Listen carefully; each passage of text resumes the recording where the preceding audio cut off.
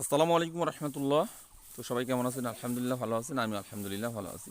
তো দেখতে পাচ্ছেন এখানে আমরা পোয়াল পালা দিচ্ছি এবং পোয়াল পালা প্রায় মাঝামাঝি টাইপের হয়ে গেছে এবং এখানে আরও পোয়াল অনেক আছে, এগুলা দিয়ে সুন্দর করে আমরা এখানে পালা দেবো এবং ইনশাল্লাহ এই পোয়ালগুলি কিন্তু আমরা আমাদের গরুকে খাওয়াবো।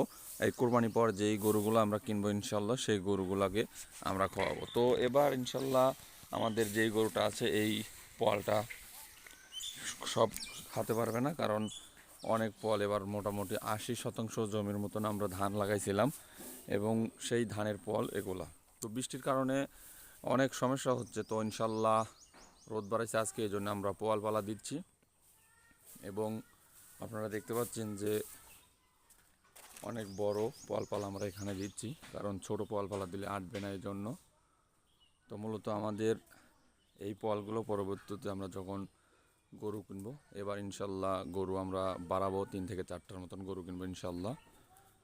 তো খড় এবং পোয়াল যেটাই বলেন এগুলো থাকতেই হবে, সাথে ঘাস কিন্তু থাকতেই হবে। তো ঘাস ছাড়া গরু হবে না এবং পোয়াল না থাকলেও গরু লালন পালন করা অসম্ভব। তো আপনারা সবাই এগুলা খেয়াল রেখে গরু লালন পালন করবেন, তাহলে ইনশাল্লাহ লাভজনক হতে পারবেন। তো সবাই ভালো থাকবেন, সুস্থ থাকবেন। আল্লাহ হাফেজ। আসসালামু আলাইকুম রহমতুল্লাহ।